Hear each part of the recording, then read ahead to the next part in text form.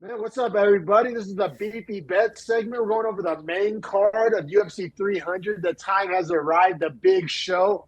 Honestly, I usually don't get super into like handles and like how much money's being bet, but like UFC 300 is probably going to be the most bet card. Probably in I mean, 5 years. definitely of the year, but yeah, maybe ever 5 years exactly. Maybe ever More with people. with the way gambling is legalized now versus where it was when Yeah, great. 200 existed. This will actually be the largest bet UFC event ever. 100% guaranteed. 100%. So that's why you should listen to what we have to say here, so you're not with all the other casuals sitting at the casino bar taking L's. And we might have already hunted value out of a minus 3,000 favorite for you guys. Might have already done Yeah, that. for sure, man. And like I said, we're only going over the main card here, so we'll start at the main event. I got a pretty bullish little two-star take here. Give me Pereira minus Oh, thank you, 135 all God. over it. Oh, my God. Yeah. Thank you. I thought you were going to be still Team Hill, holding the hill, dying on the hill. Um, No, like no, give me no, I'll say this. If there was no such thing as if Achilles ruptures didn't exist, yeah, like there'd be a conversation to be had here. But like I'll go as far as to say there's not a conversation to be had here. Like, I think we're only 7 months post op, bro. 7 months post op. Like, I we're like know. talking about some Aaron Rodgers kind of shit. Granted, he had the same surgeon as Aaron Rodgers, kind of worth noting. Um, Worth noting, but but also worth noting the positional demands of striking and throwing a punch off of your legs versus throwing a football. Probably similar, actually, but Aaron Rodgers only throws a football with one arm in a set motion, knowing that his right leg is that leg. For Hill, it's like, does he have the same power when I don't know which Achilles he tore, but it's like, I think it's his right Achilles, I'm pretty sure. But it's like, when he's right foot back, is that going to limit his power with his right hand? or there's just like, All right, I bro, guess Jamal. right foot forward. Well, and you want, but I'll even take it another level of like cardio, bro. Jamal Hill is known to be kind of a fat boy. Like Jamal Hill gets Yeah. fat in between camps. Like on a good day, on a good camp, on a good Achilles. Like, bro, Jamal Hill didn't hit a treadmill or a track, or you know what I'm saying. Jamal Hill couldn't run for what? It's 7 months post op. I mean, how long has he been running? 30 days. Like, I mean, he Al- wasn't running 3 months post op. Like, he has Also, not been exercising. Like, fuck training, fuck sparring. The guy hasn't been able to like get on an elliptical. Like, the guy hasn't been extra. He hasn't been burning calories. He hasn't been exercising. Like, maybe he hit some bicep curls. Like, maybe some pull ups. Maybe like the guy hasn't like. What are we talking about here? Minus well, 135 on that value. That like, and I'll go a step further. We're only doing main card, so I guess I won't give away my whole parlay because it includes some prelims. I don't know how we want to handle that, but like Pereira's not like on my parlay, maybe on a straight. Like, there might be some props involved. Like, I'm all over Pereira. I'm all over prayer as well. Um, I also wonder too here, man. Do you think Jamal Hill, and just hear me out, hypothetical here, if they fought in a kickboxing match but with UFC gloves, do you think Pereira would beat Jamal Hill? Yeah, I do. Okay, well, Jamal Hill said he's not going to take down Alex Pereira, nor is he going to do attempt a takedown. So it's going to be a kickboxing match with UFC gloves. Well, if you think about it, So like I don't know how he wins. my initial reaction was like, oh, that's kind of some bravado. That's kind of some posturing. But if you think about it, takedowns are probably harder on the Achilles than the striking. Jamal Hill also has not attempted a takedown in the UFC. While he's ended in Now, top position, he has never attempted the initial takedown. I'll do a little bit of a devil's advocate kind of argument here, just to kind of paint a full picture here. I don't want to be unrealistic or kind of do it a disservice. Jamal Hill's only lost by submission, um, which Pereira is definitely not going to submit him. However, and I'm sure you have it pulled up. I don't, but to my knowledge, the best striker Jamal Hill has faced was Johnny Walker, and yes, he won that. You know what's weird though about his, I'm not even going to call it submission because it's doctor stoppage technically. Yep. So like Yeah, yeah. it But technically really like that. It's hard to even say that I guess because if he taps and his arm doesn't, It was a submission hold I that get what you're like saying. I won get the what you're saying. fight. Yeah, yeah. Yeah. And I'm saying Best striker he's fought. Probably Johnny Thiago Walker. Santos, maybe Johnny Walker. Okay, I'd say Thiago Santos, but Thiago Santos over the fucking hill in 2022. that's why my answer might be Walker, but he knocked him out. So like what I'm saying, but here's my real point I'm trying to make is Walker can't hold Pereira's jockstrap. So like it almost kind of doesn't matter, right? Like yeah, Pereira's not going to submit him, and yes, Jamal Hill has knocked out good strikers, but this is just a different level here, right? Just different level. That's where I'm at with it. Is like, hey, like Jamal Hill's not being respectful to the levels of the game, and that's where I'm like, I want to see him get punished now. Like now, I'm full team Poeton. Couldn't be against anyone else more because no one toots their own horn and then cries about people telling him to shut the fuck up more than Jamal Hill. It's embarrassing. That, but also like, bro, like this may be a bet where you don't need a single X or O. Like you don't need a technical breakdown. This guy's 7 months off an Achilles injury. Like, what are we talking about? Fighting like pound for pound. Like, what's he? Peloton's like what? Top 5 pound for pound? Yeah. Like Also, what are we even talking about? Like, I do not get this. Like, bro, I think like yeah, I said, I'm gonna he's have number 4 on I'm the pound for pound list, in front of Topuria and behind Edwards. like, bro, like I'm gonna have Pereira on a parlay. I might have a Pereira straight. I'll have, I I'll have will a I will prop. have Pereira by KO TKO 100%. He's not going to go for the Yeah. sub. Well, but I can see it being a decision. I can Oh see it being a no. decision. No, I think Jamal Hill will because go it's for five it. rounds. Yeah, Right. Jamal Hill don't have 5 rounds of cardio right now. Exactly, especially off the Achilles. He can't go 25 minutes on a fucking, I guess, 8-week camp. Because like, bro, because everybody with a YouTube channel is making videos right now. How don't count out Jamal Hill. Like Timbo did it, Henry Cejudo did it, Chael did it, and even Joe Rogan was talking about how like, oh, people must have forgot. Like, no, nobody forgot. Achilles ruptures are a thing. Yeah, and It's the worst injury. Like, this is bro, like you might literally be better off getting shot. Like from a as far as like winning a fight, you yeah. might be better off getting shot. Well, and I'm also saying, man, Rupturing an Achilles. like Jamal Hill, known for his explosive power. Where do you generate power from? Your feet and hips up, the ground up. Where does that spring in your leg come from? Quite literally, the spring on the back of your leg, your Achilles. He blew that shit out. I don't know that it's What fully recovered. Is that going to reduce his power? when like we talked about it off camera a little bit. Like we both have football backgrounds. And yeah, maybe I don't know. You can agree or disagree with this take, but I'll stand by it. Like I think football players have a better understanding of like recovery timelines than like MMA fans or MMA bettors or even MMA fighters. There's always this mentality of, oh, you can figure it out. Josh Emmett with a torn ACL finishing the fight. Like I think as football players, we've seen more of these injuries. We've seen our favorite athletes try to come back from these injuries. We've seen some of the best athletes' careers be ended by these injuries. And that's with NFL level of like medical care. We all know the UFC doesn't provide the same level of medical care as NFL teams do. And I don't know, bro. I guess we spent enough time on it. I think we were kind of beating a dead horse. I think we made our point. But I will Pereira say minus 135, like, could not be more all over it. the prop value of KO TKO plus 110 currently. So Vegas is essentially telling you, like, this is the way this is going to go if it plays out the way they see it. Now, I agree. Now, we'll keep it pushing to a fight I feel very bullish about, but I also don't see much value in, and I would be interested to hear the props here. Um, but, I mean, Whaley's going to beat Yan Zhenan, right? I mean, I 100%. mean, Vegas thinks so. Minus 440 when I looked. If it wasn't minus 500, I'd say it's my lock of the week, like it was something smart to say. But Yeah, no value here, yeah, right? no value. I think, and I will say this: I don't think that Yan Xiaonan gets submitted. I think her camp is so good at jiu-jitsu and defensive jiu-jitsu. It's Uriah Faber. I always forget he's her coach until I hear him talking about her. But I mean, they have good jiu-jitsu at I can't remember the name of their camp, but good jiu-jitsu. They just, Alpha male.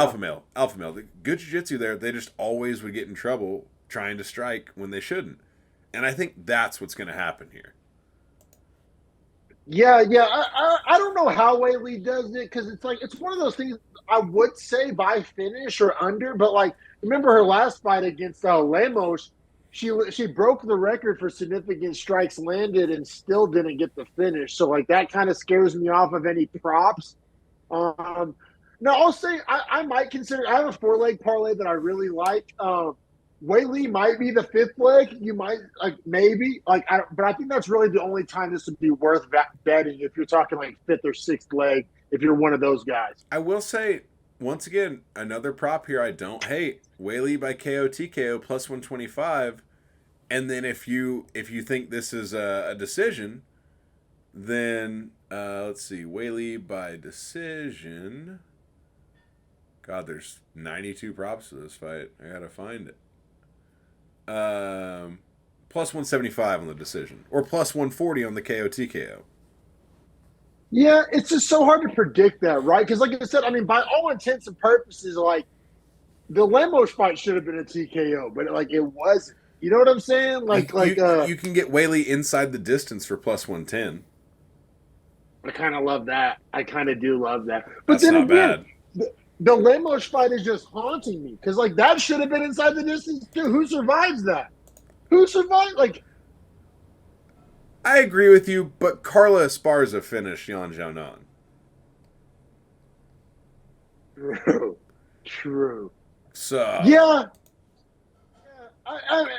I don't know. This is probably a no bet for me. Like, it's a 2-star pick, maybe a 3-star pick. for me, But it's it's a just, 3-star Whaley wins. It's just hard to find the value in it. it's a verdict 3-star. Yeah, That's it's what a we call hella it. XP in the Whaley winning. Oh, bro, did you also hear on verdict from 300 onwards? Prelims are on verdict. I'm so Oh, stoked. finally, I'm about you to get be your black belt city. yeah, you get your I'm full about to be XP. Yeah, bro. I'm sorry. I'm literally. I know probably nobody cares about that. This is a betting show with real money, but like for all my verdict folks out there, prelims on verdict is huge, huge, Huge, huge. huge. Uh, Uh, but yeah, we'll keep it pushing. Let's talk BMF. Let's yeah, talk BMF. let's talk fake belts. Just We've always differed on this. We've always differed on it. I'm so here for it. I'm so here for it. Especially now that Gagey holds it. When Masvidal held it, it felt very fugazi. But Gagey holding it makes it more real. yeah. That's just my two Well, I'm cents. also not here for Masvidal trying to gain clout and say that he would fight Gaethje to try and get the belt back. Like, hey, no one wants to see it, Masvidal. You fucking suck. You're a bum. I'm an asshole. I want to see it for the ass whooping. Like, Yeah, because you want to see him get flatlined. I do. I'm kind of a Masvidal hater. Dude, Gaethje will get the revenge Colby wanted. Sorry, I'm back. But Masvidal might be like one of my least like favorite, or at the very least, Masvidal is probably the most overrated fighter of like I won't say of all time, but like I've been heavily involved in like paying attention. Probably most overrated all times, Kimbo Slice, but it's like Masvidal, literally same backyard. Like top 5 most overrated fighter all time. Yeah, I mean, no, like quite literally, like Masvidal fought on the videos with Kimbo, like they came from the same place, and I know it's the same hype. It's those people who are like those backyard street fights. You see those fucking guys, and it's like, yeah, I see them in the UFC get fucking strangled. like I saw them back when YouTube was like a new thing. Yeah, Like, yeah. 15 years ago, they were hype. Shortly after I lost my virginity, like fucking like, like yeah, seriously. dude, like we're talking a hot minute ago. But yeah, I mean, all right, so let's talk actual bets, actual odds here. When I look, Gagey was minus 192. Minus I'm picking 195. Gagey. It's I like Gagey. I have it as a 1-star. I probably won't bet it unless there's some prop that you blow my mind with. This is probably a no bet for me because like Gagey should win, and just how I arrived at that conclusion. Call it caveman math if you want to. I have Gagey as my number 4 lightweight, all the way as my number 3 featherweight. It's just like I'll take 4 lightweight over 3 featherweight if you want to call that caveman math. I don't know, honestly, bro. Like I'm anxious to hear your take on this because I feel like my take's pretty vanilla. I'm not really blowing anybody's minds here. I probably won't bet it. Do you have any hot takes here? Or I don't know. How are you seeing it? Are you seeing it differently than me? Man, I do kind of have the hot take of Gaethje by decision at plus 240 is pretty juicy. Okay. I'm here for that because Holloway doesn't get finished. Holloway has never been knocked down. He's fought Dustin Poirier, who's going to have equal power to Gaethje, in my opinion, and Poirier couldn't finish Holloway or knock him down. I think You said that was plus 270? plus 240. I like that quite a bit. Thanks for bringing that to the table, bro. Like, seriously, like, that's something to consider for prop of the week. Like, real talk. Yeah. I do think Gaethje's going to win. I do. But I don't think he knocks out Holloway. Yeah. Well, obviously, he's not going to sub Holloway. Like, Gaethje doesn't go for subs. So, like. And I love fight goes to decision minus 110, but I just like the Gaethje by decision because I think Gaethje is going to overwhelm Holloway in at least the first 2 rounds. And I think that cumulative damage will allow him to win at least one of 3, 4, or 5. Honestly, bro, like if you're gonna do fight goes to decision, you might as well let your nuts hang and go Holloway by decision, right? Well, like, here's the thing, though. If you like fight goes to decision more than Gaethje wins by decision, you might as well bet the Holloway by decision, right? Is that my logic? Oh, I see what you're saying. I see what you're saying because you're just hoping it gets to a decision at that point. Well, if you don't feel confident enough in Gaethje winning by decision, you still think then the better. Yeah, I see. You might as well go Holloway by decision, right? Right. Or you even because Holloway decision is plus 275, so it's slightly higher value, and you're assuming that it's 50-50 on who wins, so you just take the higher value. Yeah, if you felt like Gaethje was going to win by decision, you would just do that. Like we like. I think I'm going to have a lot of prop bets for 300, which is going to be crazy, but I think that's where all the value is going to be because I think all the money lines are going to get crazy shifted by morons, and I think prop value is going to be through the roof. But also, like, we've been crushing props. We're good at that, so that's why I feel good about it. For sure, brother. Thanks for bringing that to the table. Saruki and Oliveira, man. I'm feeling chalky. I'm sorry. I'm feeling very chalky. I do like Armon here.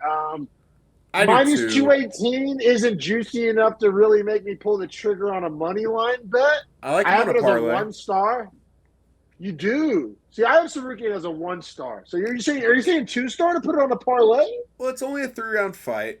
So he doesn't have to go 4 and 5 with Oliveira, where I think it gets more and more dangerous for him because the more exchanges with Oliveira, the more dangerous. But I think Sarukian can snoozily win 1, probably 2, and lose round 3 and just snooze his way out of here.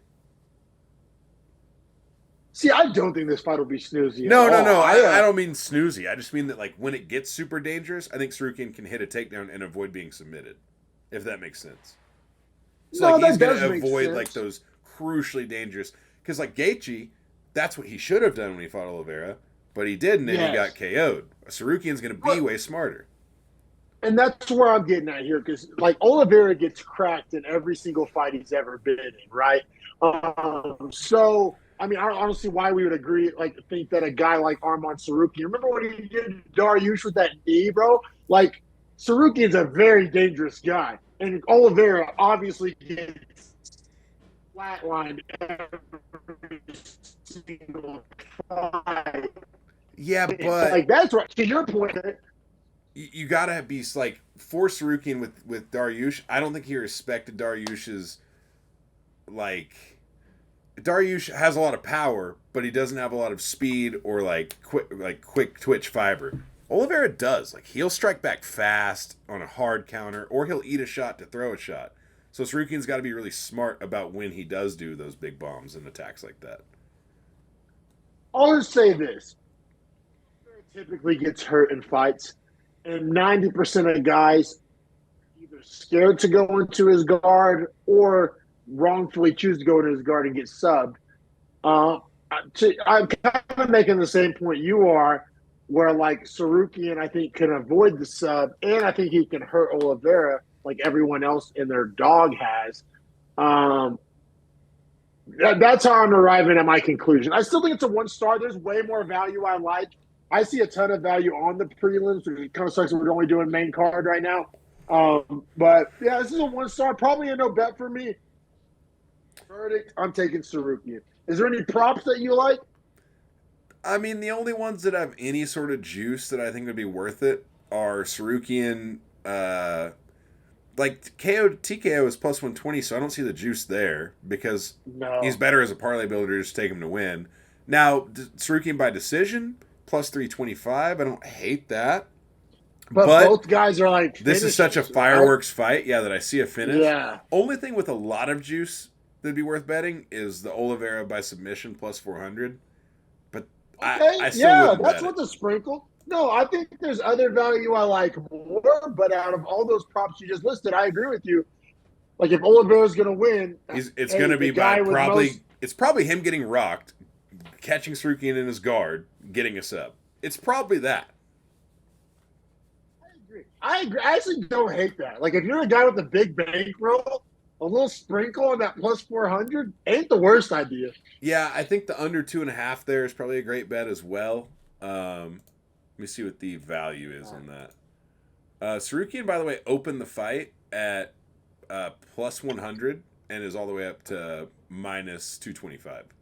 Just want to just keep that in mind. 'Cause I mean, remember what we talk about though all the time. Opening lines from Vegas mean a lot, as we've seen in a lot of fights. they mean a lot, but also like I don't think it's casuals that are betting this early. Like I think it's people that kind of know their shit. So if you go under 1.5 and you're ballsy as hell, you get plus 100. Under 2.5 is minus No 210. way. Yeah, no, fuck both of those. Let's Yeah, keep it pushing. agreed. We Last fight got on the main card, or first fight on the main card, really.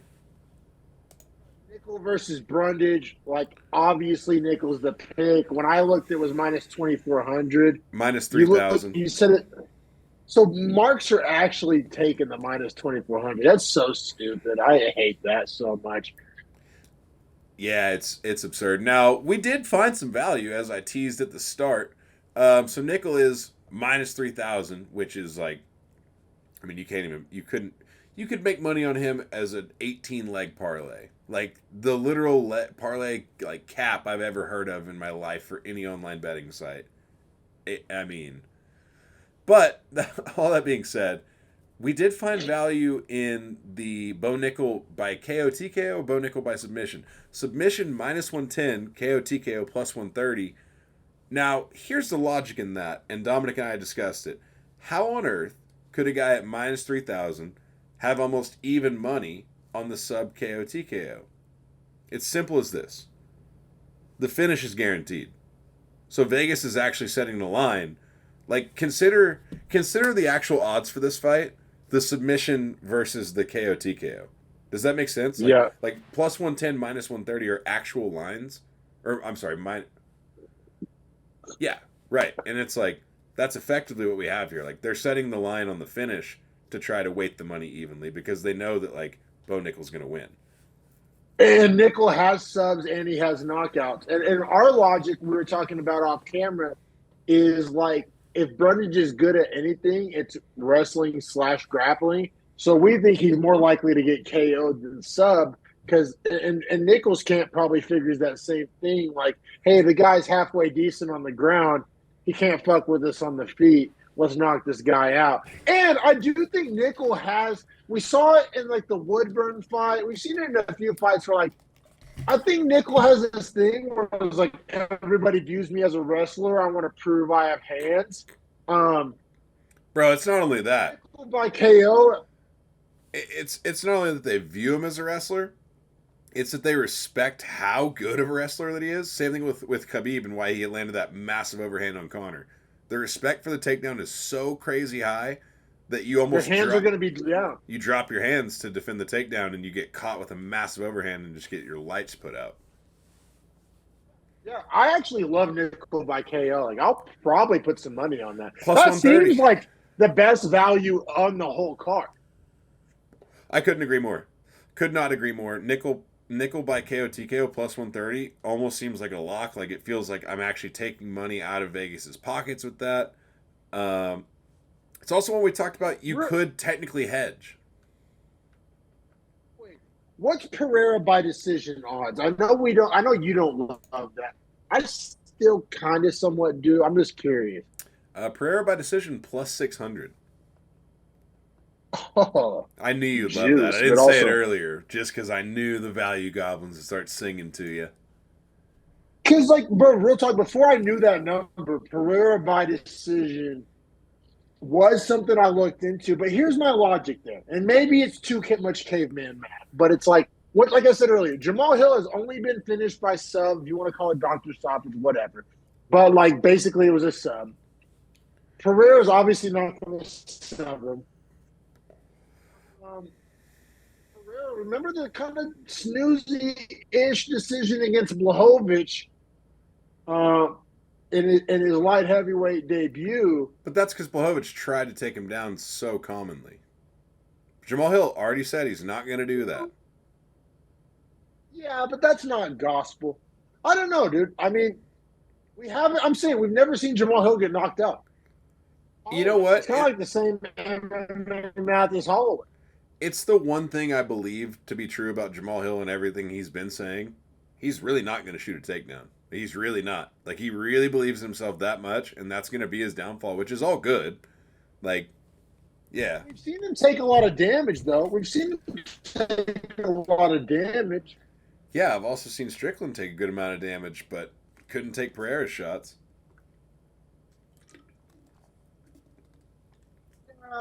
I mean, that was at middleweight. Jamal Hill's way bigger, way thicker than that.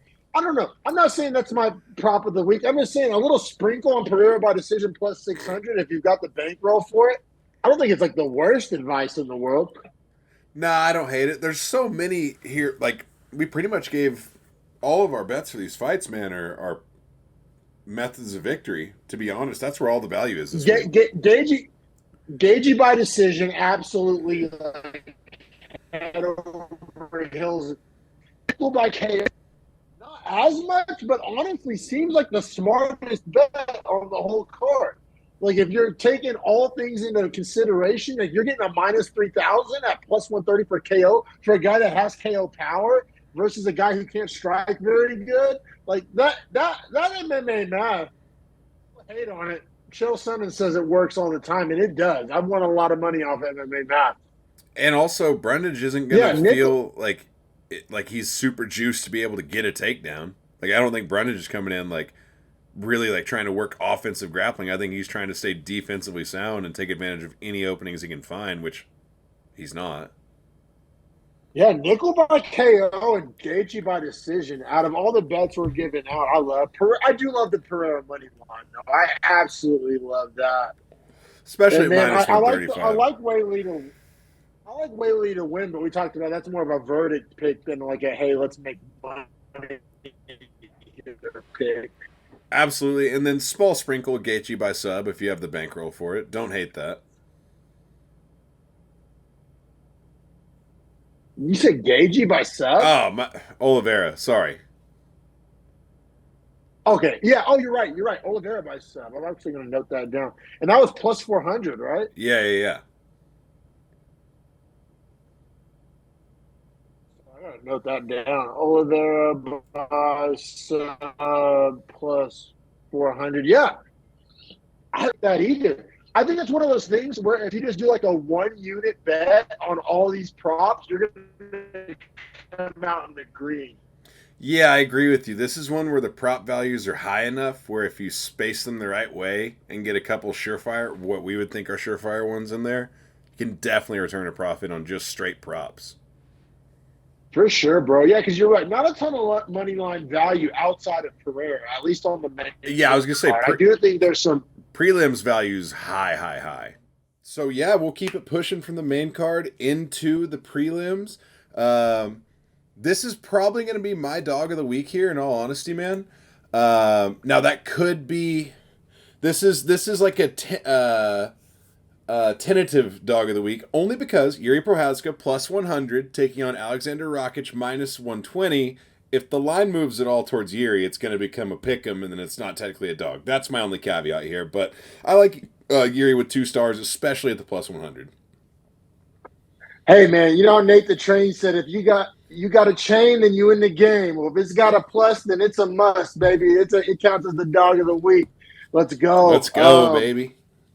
Yeah, no, because honestly, so that's my kind of takeaway on this whole betting pick for this Prochazka Rakic fight is like, as a money line, like maybe like a parlay builder or a money line straight, It's a 1-star pick, but I'm riding a lot of chalk this week. It's also my dog of the week. So, like, as a dog, I like it. Like, I like the Prohaska. I mean, it barely counts as a dog, like you said, basically even money. But yeah, so like as a overall pick, I have it as a 1-star. But if I'm like you've gun to my head, I have to bet one dog on this card. Like I said, if it's got a plus, it's a must. I'm taking Prohaska, and I have Prohaska just overall ahead in my power rankings. Like I said, I'm picking Same. Prohaska. That yeah, exactly. So it's like it just depends how you look for it. If you're like ask me to give you one dog, like you're making one bet and you want it to be plus money, I'm going to give you Prohaska. But like if you're asking me like fights to put on your parlay, I'm probably not going to give you Prohaska. Fair, totally fair. And I feel the exact same way. As the risk is a little too high to feel good about it on a parlay. I mean, if you're just an absolute shark and you want to dip your toe in some dangerous water, then sure, throw your in a parlay. But I really like the even. I mean, you bet $100, you get $100. You know, whatever you bet is what you win. I honestly love that. Like, just the math on that is always so sweet. I don't even have to think about it. I'm just like, oh yeah, I get double my money. That's great. But also, I mean, I don't want to I would like dive too far into the X's and O's, but I mean, it wasn't too far long ago whenever Rockets was in recovery from an ACL surgery, and Yuri was considered the best in the world. Like that was only like what 9 months ago or whatever. So it's like, or maybe a year ago. But you see my point. Like I guess Rakic is younger, but he is coming off the injury. And I've also just never been a Rakic guy. Everybody talks about Rakic, and he's like whispered tones of he's up next, and just wait till Rakic hits his stride. I've never really been there with Rakic. I know you like Rakic a little more than I do, but you're also a huge Prohaska guy. But I'm not saying Rakic is a bad fighter, and that division is thin. Like I think he's top 5, sure, but I just don't know about this whole Rakic is the best light heavyweight in the world kind of narrative that you hear kind of smart Marks trying to talk about. Yeah, my biggest come down on Rockets recently for sure is that obviously May of 22 he tears his ACL. Hasn't fought since then. So we're talking 2 years. So already, and here's a big strategy of mine, the ring rust, Yuri is not going to. Now granted, Yuri is coming off a knockout, which I don't know. That's just the way he fights. That's going to happen. I don't think his But loss is something also, to worry about. don't forget it was kind of an early stoppage knockout. It's not like he got like lights put out Oh, like and Volk or like he's a guy that loves to get his belt absolutely shattered and then keep fighting. Like he is that guy. That's what I'm saying. Like, yeah, I don't see that too big of a deal. However, with the Rakic thing, man, his wins before Blachowicz was a year prior to Blachowicz. He beat Thiago Santos. I wouldn't say that's aged great at this point. He beat Anthony Smith before that. Once again, downward. Like I'm saying, he's getting these guys after they fight John Jones. That's essentially what's happening. Is he's the trickle down of John Jones, and he's beating him after they've already lost and been broken. So, and then he lost to Ozdemir in 2019 before that. So I'm just saying, for me, Rakic's whole resume recently doesn't look near as good as it looked when he got the Blachowicz fight. But somehow he's the favorite here, and like you said, in my power rankings, I have Yuri ahead of him. If I'm going to get plus money on someone I have power ranked ahead, it's the Billy Walters. I almost have to bet that straight. for sure, brother, man. And let's keep it pushing here to like the word most interesting, it's kind of subjective, but like you can say this is the most interesting matchup on the card, on the whole card. Yeah, absolutely. I would also contend that Kayla Harrison, interesting, only, not even the fight is interesting. Can she make the weight? But that's a whole different, that's the outside story. The inside story of inside the cage, this will be the most interesting fight. Or at least the one that we'll know the least about, right? Because you have Aljo here coming up to featherweight minus 170, taking on Calvin Kattar plus 140. And man, I've gone back and forth on this fight a good amount. But I think Aljo's entries are really slick on takedowns, and Kattar absolutely is tough as hell, but your lungs are not your chin, if that makes sense. If you're getting strangled, it doesn't matter how hard you can get hit. So I actually like Aljo in this fight. I've come around to it. I think his striking is good enough to be able to at least not take crazy damage from Kattar. And while Kattar does throw knockout shots, he doesn't set them up great like O'Malley. They're not these disguised hidden check hooks and shots. They're usually coming forward in straight line combos, 1-2s. And I think Aljo's smart enough to be able to get out of the way of those. And he's also not small for featherweight. I think people are thinking like always coming up in weight. Like this is the weight class he should have been fighting at. The guy's body fat was 4% to make bantamweight. He's huge, bro. Did you see his weigh-in picture? Or Dude, like he's not weigh-in, but massive. yeah, yeah. He looks like a fucking like NFL corner. He's jacked. But yeah, man, I see it pretty similar to you, man. You think you did a good job with the X's and O's. This is one where, like, honestly, I wanted to have it as a 2-star, but just kind of the question mark of the weight class change makes me put it at a 1-star. I agree with you. I have it the Um, same way. Aljo is a 1. Now I'd like it to be a 2. I think it should be a 2, but like you just said, him fighting guys that are also slightly bigger, is that a problem for him? And we haven't seen it. We don't know. It's an unanswerable question, so it does give me a little bit of pause. So therefore, 1-star. it's like, what do they call that? A known unknown. You know what I mean? It's Right. like, Right. yeah, yeah. And so like that little wrinkle kind of downgrades it from 2-star to 1-star for me. Um, it's minus. I probably won't end up betting this one just because there's other fights I like more from a bettor's perspective, like value I see more. But yeah, I mean, I'm picking Sterling. I'll pick him on verdict. I don't think it's a bad bet if you bet Sterling. I think he's like a higher pedigree of athlete. You know what I mean? But yeah, there's just known unknowns there. So there's a kind of a little bit of a buyer beware there. And Cater is a dog. Cater's also taken way more damage, but also Aljo coming off the knockout. Like if you want to play devil's advocate, you could say, Aljo just got knocked out by a striker. He's fighting a striker who's in theory even bigger and stronger. Like there's a devil's advocate. Like I don't see it that way, but I'm just saying like that argument is there to be had and to be made. But Yeah, yeah, but Aljo not a damage guy, or yeah, Aljo not a damage guy, so it's not like for Cater, where I don't even think we're going to see his chin get tested. Now, to be fair to Aljo, it's not like he can't strike and that he doesn't have power. I just don't think that we're going to see it because of his style. And then, yeah, in fairness to the KO point, he did take a good amount of time off. I think it was a respectful amount of time. And that was also one of those ones where he didn't just like go out cold. It took Sean maybe 20 seconds of hammer fisting him on his guard before they stopped it. So I don't know. I have a lean to Aljo here for sure, but like you just said, man, laid out perfectly. Not enough confidence for me to bet it, but I like it as a verdict pick for sure. agreed, brother. We'll keep it pushing here to another intriguing kind of question mark, I, kind of fight. I Yeah, go ahead. I might have a hot take here, man. I might have a hot take. It's women's bantamweight. It's the debut in the UFC of the storied Kayla Harrison, who we've just been. I mean, we've had the carrot on the stick in front of us for 3 years to get her here. Problem was always she's a 155-pound fighter in the women's division. That's not even a division in the UFC, obviously. So for her to fight in the UFC now that there's no featherweights, she has to make 135. I don't know how she makes this weight, man, to be honest with you. Now, she does have the wrestling judoka background, so I'll give her the credit that she knows how to make weight, but I'm just saying that I think the biggest battle for Kayla Harrison here is going to be the weight and how much that diminishes her. And then I think on the flip side of that coin, Holly Holm at plus 325 might be something to maybe a little sprinkle dinkle on. No, for sure, but this money line is insane to me, first off, because I think there's as many question marks, maybe even more question marks about this fight as there is the Aljo Cater fight. And yet somehow Yeah. Vegas has arrived. Was Kayla minus 500? When I looked, it was Uh, minus so 500. so currently minus 450 and plus 325. So money's coming in on Holly, and I heard Chael and DC both say on their show, there's no reason that you shouldn't be thinking Holly has a good chance to win this fight. And hearing that from Chael and DC, maybe have a second thought about it, to be quite honest, because the way Chael broke it down was really nice. Like, do you think Holly's gonna have a problem with the takedowns from Kayla Harrison? Well, she didn't really have a problem with Ronda Rousey, and they're both judo, and they're both are Olympians. I don't know. It's a strong comparison for the fight stylists specifically. Well, no, for sure. The only thing is Holly Holm's age here. I think the age of Holly Holm is a bigger 100%. factor than the weight of Harris.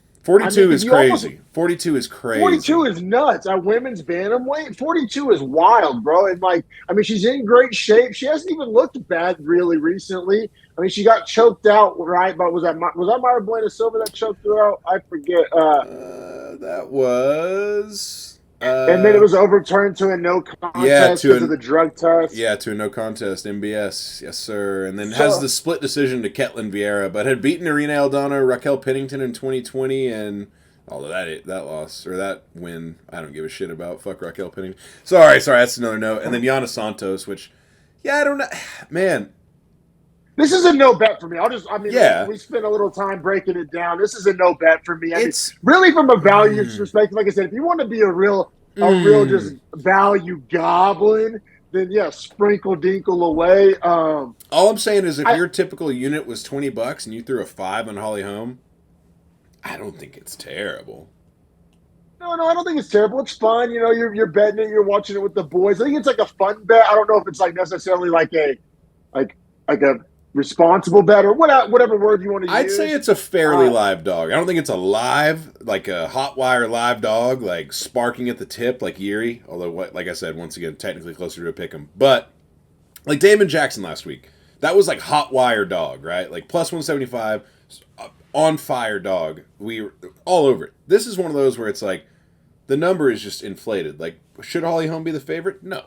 Should she be plus 325? No. Plus 180? Plus 200? Now we're talking. No, I agree. There's value to be had there. I think is the point you're trying to make. And but all like for opposite side of the coin, real quick, be a foil. Like I think Pereira by decision is plus 600. Oliveira by I forget if it was I think Oliveira Sub by is 400. KO or by sub was 400. So like I think if you're just trying to sprinkle away, I'd rather do those sprinkles personally. Like you give me like five $3 sprinkle or $5 sprinkle.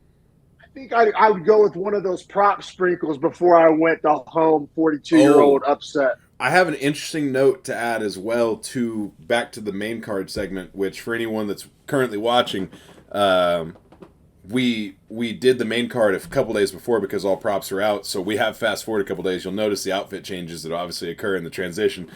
Shout out to anyone that noticed that. You're keeping a keen eye. To explain that, though, all the props now are out for the prelims, early prelims, so we thought we'd just give you all one video. We will have a best bet segment that features all of our favorites coming up as well, so make sure you check that one out. This is more of the breakdown of why we're making those picks. With that all said, the Holloway and Gaethje decision line, I remember when we were talking about it, Gaethje was plus 275 by plus decision. 240. Or what was it by decision? Plus 240. Okay, he is now plus 275, and Max is plus 225 on the decision line. Nice. So, what about one of my props I had written down real quick? I missed it. We were doing the Sterling Cato breakdown. I like the idea of Sterling by decision. What's that number sitting at? Sterling before we by get too far past it. Yeah, no. Let's see. He's fighting right here. Sterling wins by decision. Unanimous decision? Because they have it for some reason. Oh, here we go. Plus 120. Plus 120? See, I like that more than I like the money line bet at like minus 175 or whatever. Like, I think that's one. Like, I don't, because you're right, he could sub cater. I think I just am picturing coming off a knockout, his going up a weight class. I can see kind of a conservative game plan from Sterling. Let me ask you this: what's juicier to you? Sterling decision plus 120, Sterling submission plus 350. Ooh, that's an interesting line for Aljo, giving him plus 350 on a sub. You don't have to go up. 10 pounds heavier doesn't mean you don't get choked out. Plus 350 by sub. That's interesting. That's real interesting. I mean, he does have a lot of subs. I mean, he subbed Corey Sandhagen, who has better jiu-jitsu than Calvin Kattar. You know what I mean? And Aljo's tricky because he's one of those guys that takes you down, transitions to your back, locks the choke in the transition, so you don't have the chance to defend. He's one of the. That's how he got Sandhagen. It's that exact thing. Oh, of course. Also, we just came off that Brendan Allen fight where we watched kind of how quote unquote easy it is for a guy to defend rear naked chokes. Yes and no. It depends on it. Yeah, Aljo, he's a backpack. It's a 3-round fight. You know, like I said, I can see Aljo being a little conservative, coming off a knockout, going up a weight class. I mean, I feel you. The value's there. There may even be like a hedgeable situation where you sprinkle Yeah. a little on both, or have different prop parlays where you include each one and kind of do a little hedge, something like that. But yeah, that's interesting to think about. But back to home. What are we at? Home Harrison now, or we were, or I think We were. We're now pushing it into let's see, featherweights. You're gonna love this fight. I'm gonna love this fight. This is Dana White's gonna tell you anyway. That if you don't know now, you know. I don't even know if he's gonna do that for this card. He shouldn't have to. It's Sadiq Yusuf plus 120 taking on Diego the Nightmare. I'm gonna call him the Nightmare because he looks like Diego Sanchez. Lopez minus 140. Man, I love Diego Lopez here. Love him in a parlay. 2 stars. 2 stars, baby, Yeah. 2 stars, lockstep, lockstep. Literally have him on my parlay, have him 2 stars. Couldn't agree with you more. Also, like I'm kind of a Yusuf hater, so I guess I'll kind of be upfront about that. Not even hater. I'm super in on Lopez. I think Yusuf, he cracked the top 12 or whatever it is. Like I think that's about where he's at, which is like a backhanded compliment. I don't think he's like a bad fighter. I just don't think he's a top 5 guy. But Diego Lopez could very well be a top 5 guy, future title contender. I just think he has a higher ceiling. You could even argue lower floor. No. I mean higher That's floor. perfect. No, I don't know about higher. See, I go back and forth because I think Yusuf has a super high floor, and his ceiling is really close to his floor. Like that man lives in like a 6-foot apartment, if that makes sense. Whereas I think like Diego Lopez has like vaulted ceilings, but lives in a lower floor, if that makes sense. Like I think Diego Lopez can go much higher than Yusuf, but on a bad night would perform worse. Bro, like, call me a ball washer. I have a hard time. Like, what does a bad night look like for Lopez? Like you put him on his back. He has maybe the most dangerous guard in the entire UFC, him and Charles. I mean, or what? You're going to stand and strike with him? The dude has power for days. I guess a bad night is that he gets just starched because he's like throwing power in a war, or like he lets you take him down, and then he thinks he's going to sub you, and you land like a vicious elbow from guard. Like I think his outs are way more brutal than Yusuf's outs because I think Yusuf just will lose by decision. Decision merchant, yeah. Right, where I think Lopez will go for it and get finished to get a finish. You mind pulling up Lopez's Tapology? Like, has he gotten KO'd? Like, twice. Twice? Okay, fair enough. So... And Yusuf is a big, strong guy, so, I mean, there is that. But, one of those KO losses is his 5th fight ever. So, really only one is, like, real, in my opinion, from 2018. So... And I mean, also, the guy is 9-2 as far as TKOs are concerned. So he has 9, has been TKO'd twice. He has 12 subs and has never been submitted, and 23 wins. He's finished the fight 21 times. Has Yusuf been submitted? Oh, see, this is a good question. I've been wondering the same thing. Let's find out. He's only lost 3 times, so it's a good chance he is not. No, he's only been... finished once in his career by Luis Gomez, not the comedian for anyone that's making that mistake. Love Luis Gomez, shout out. He has decision losses to Edson Barboza and Arnold Allen. See, but here's my thing. Bro. Just hear me out. He's fought in the UFC Suman Mokhtarian. Who the fuck is that? Shimon Moraes. Who the fuck is that? Gabriel Benitez. Okay, still not great. Andre Fili. Like that one. Lost to Arnold Allen. Win over Alex Caceres, win over Don Shanis, lost to Edson Barboza. This guy's going to get waxed by Lopez. Yeah, he is. Yeah, he is, brother. And, like, honestly, it's like I was thinking about should we try to find a prop here, but, like, I think the Lopez value is so good. Is value.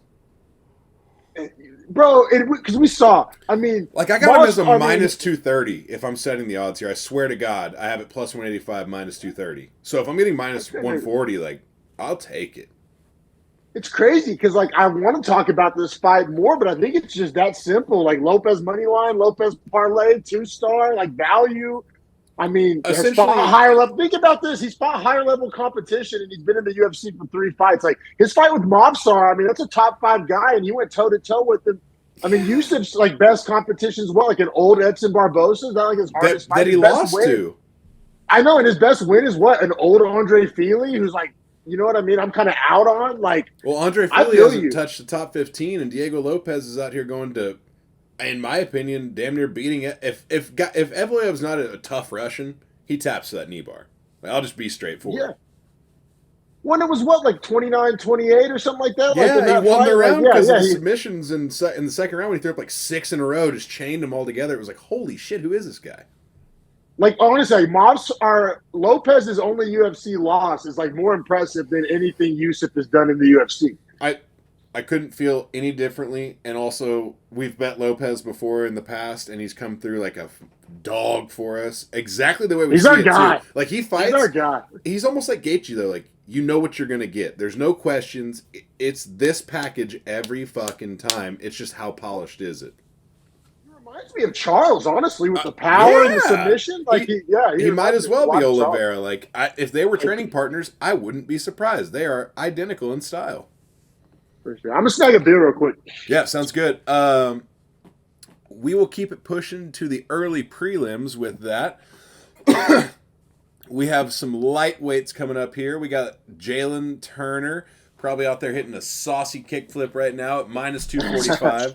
I mean, hell, he was landing saucy tricks the day after a fight. Taking on Money Moicano, Renato Moicano, plus 200. For me, I'm considering Jalen Turner 2 stars, but I'm considering him for a parlay here. I think I might have better outs, but I don't hate him. So I'm at Turner 1 star, but it's more like philosophical than it is X's and O's. Like every time you want to like believe in Turner, he lets you down. I've lost bets betting on Turner. I mean, bro, I don't know, man. This is a 1-star Turner pick for me. I don't like the number. I don't like the value. I mean, what's it at? When I looked, it was minus 230. Minus 245, so money's still coming in on Turner. And it's gotten even worse. Yeah, I mean, he's always going to have the size advantage. He's basically always going to have the athlete advantage. But what have we seen him struggle with? Like wrestlers, grapplers? I mean, I will say it is southpaw orthodox. It is 4 inches height, 5 inches reach, 6 years age, all advantages in Turner's side. I just think stylistically this lines up. I mean, I know Moicano grapples, but he gets like he's down to brawl a little bit too. well, see, the thing about both of these guys is, and that's why, like, I probably won't end up betting like my actual wallet is a no.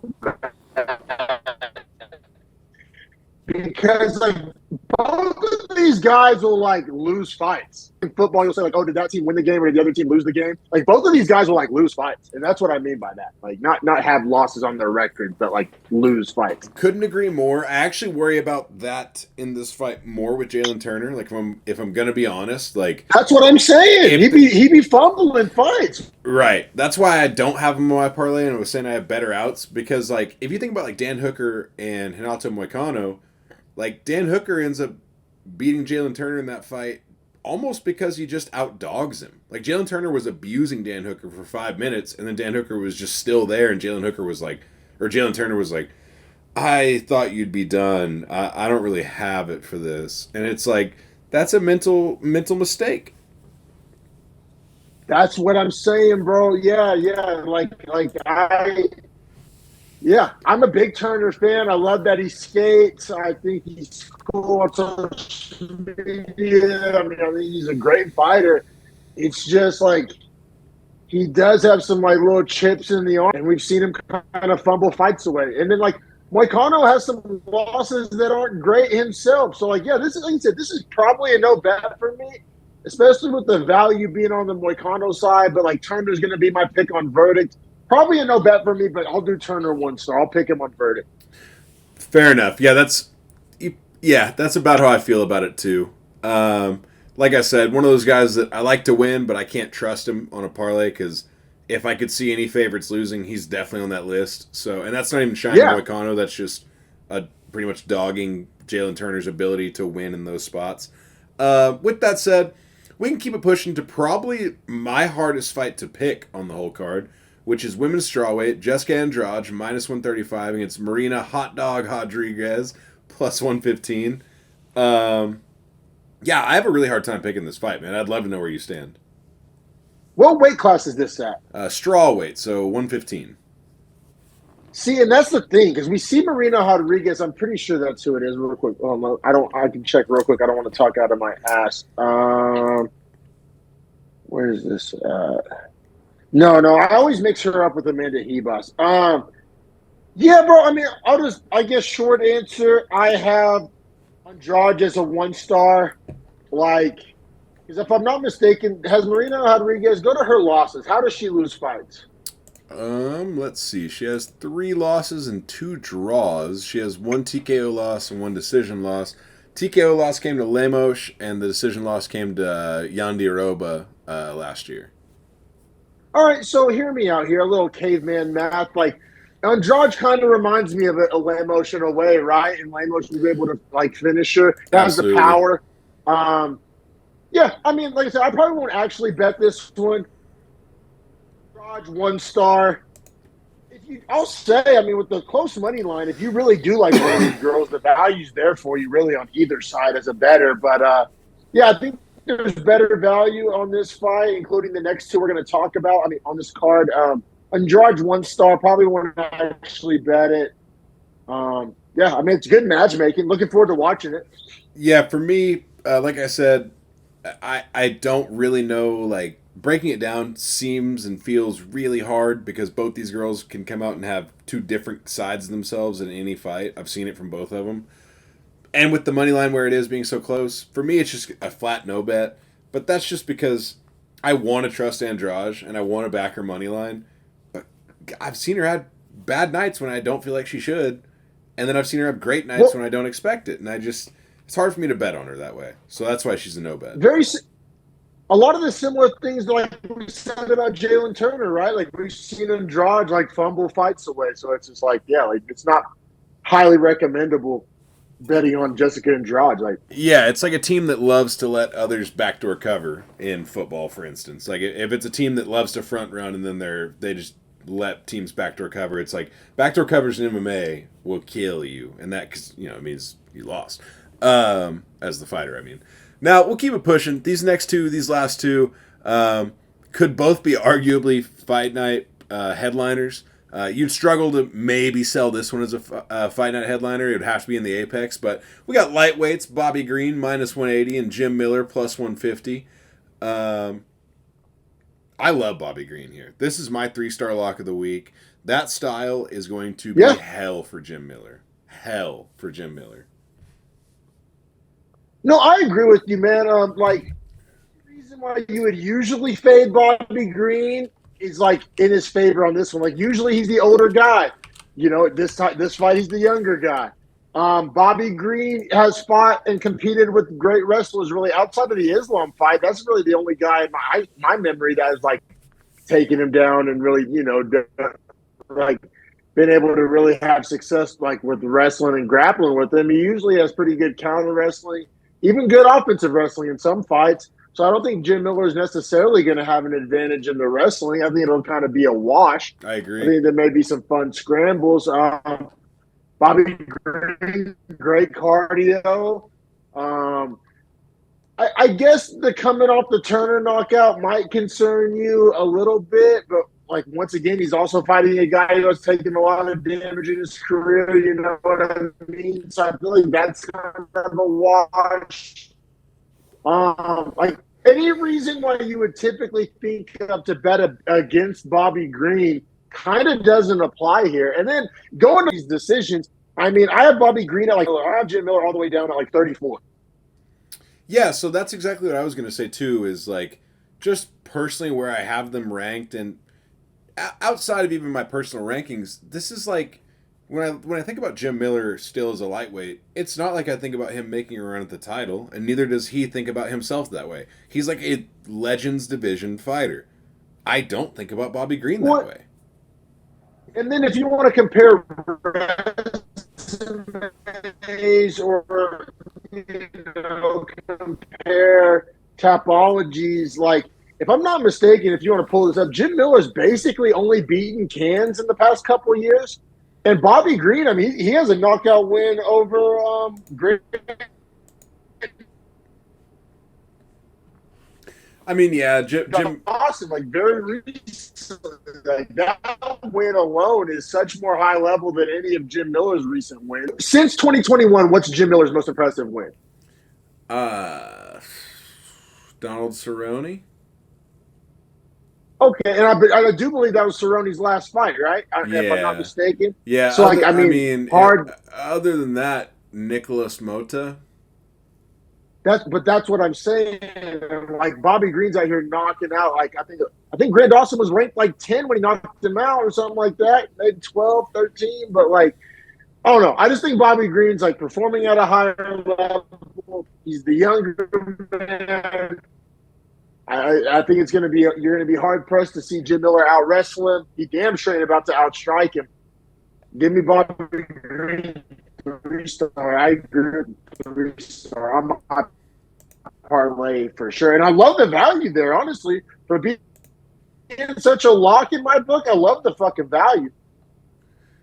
I also don't hate Green by decision at. I mean, god damn, Green by decision at MGM right now is plus 250. Everywhere else it's plus 150. So if you're watching this and you can bet at MGM, go run right now to the book and put something on Green by decision plus 250. That's a crazy number for Bobby Green. Because here's why I say that. Jim Miller has lost fights since 2019. He's lost 3 of them. They have all been decision losses. The last guy to finish him was Charles Oliveira in 2018. That might be the prop of the week, man, because all these other props are like, oh, that maybe that'll happen. I feel like I really like I really like Green by decision. That might be my favorite prop we've kind of gone over this far. I mean, even at plus 150, which I think is probably what Caesars will end up offering it at, still so worth it. But if you can get it at MGM plus 250, holy shit, make your day. All that being said, agreed. We can push to the final fight, which is an insane fight to open a card with. It just shot. Like, we're usually the card placement hawks. I can't have any problems this week. We got Davidson. I can, bro. Andrade Rodriguez should be jerking the curtain. Let's be real. Yes, but there's only 3 women's fights on the whole card, and it's just like it would be tough to put one of them at the start. They just kind of got to weave them in between good fights. You see what I'm saying? Can't miss the initial ratings. Garbrandt's been kind of making the argument all week. I feel like this is kind of some revisionist history to like help his ego. Like he keeps saying like, "Oh, they did this strategically because this is going to be the first card ever where like the arena's full from the first fight to the last fight." And like, while that does kind of make sense, I feel like there's some reverse engineering going on there. Yeah, I don't know if Cody Garbrandt remembers his 1-5 run from 2017 to 2021, but I remember.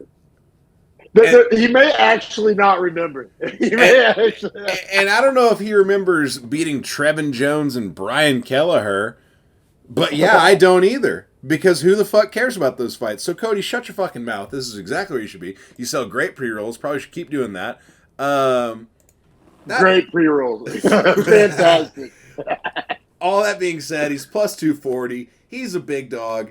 He should also understand he's not the A side in this fight. Davison, well, from name value you could argue, but from real fight... No. For casuals that live in Sacramento. Yeah. California casuals. That's what I'm saying. But for real MMA fans, you got Davison Figueiredo at minus 300, and that's probably the right line. I don't hate Davison on a parlay this week at minus 300, especially since we have good value other places, and I really think he's pretty locked in to win this. Yeah, man, love Davison. Let's not forget, Davison's last win was over Rob Font at bantamweight. This is not his bantamweight debut. I know. So you don't have the question marks of, like, say, the Aljamain Sterling. And, like, I have Rob Font power ranked significantly higher than Garbrandt. So, like, you're telling me he dealt with the harder fighter? Yeah, bro. It's no spring chick. To me, it feels disrespectful that Figueiredo... Like, to me, this feels like him fighting backwards, because I think Rob Font better than Cody Garbrandt currently. So, I mean, give me Figueiredo all fucking day. Am I a fucking hater or an insane person, bro? I have Cody Garbrandt power ranked 38. I No, think that's there's 37 guys. Like, yeah. am I tripping?